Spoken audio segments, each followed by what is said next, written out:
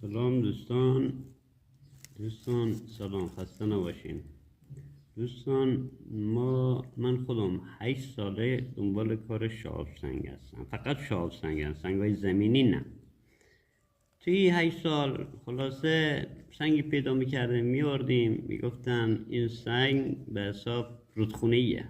گفتیم خب باشه، میرفتم وجداناً بالای میتونم بگم توی 8 سال 2 تن 3 تن سنگ فقط انداختم بیرون، یعنی آوردم منطقه دیان دوباره رختمش بیرون که گفتن نه این نیسته.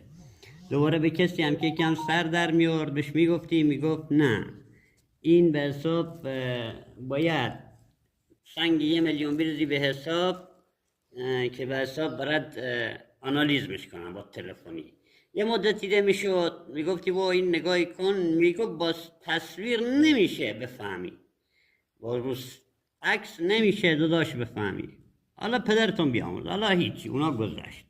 حالا ما یه دنیای گذشت و هیچی شانس نیاوردیم تا حالا اومدیم و این سنگ حالا نمیدونم خدا خواست بنده تو خونه کسی دیگه انداخته اینجا.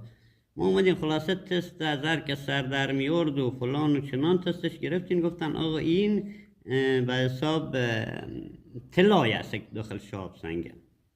و الان دوستان نگاه کن، این من یا فندک میگیرم، میبینیم متوجه هستین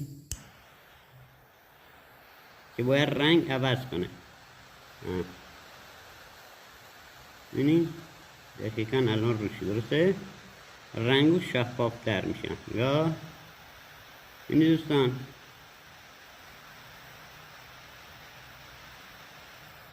الان اگر پرینت بود چه میشد؟ رنگش خراب میشد، اما این دوستان رنگش شفافه. خب حالا این ما گذشتیم از این. حالا یکی اینجا هیچ چیزی ما نداریم آقا، این بچه‌هایی که دنبال کاوش سنگ هستن هیچ آقا کسی نیست که بخواد بگه این سنگت من خریداری میکنم یا این سنگت آقا بیا قیمت کمتری من خریداری میکنم. نه، من تا حالا خدا شاهده بگی یه سنگی فروخته باشم 1000 تومن تا حالا نفروختم.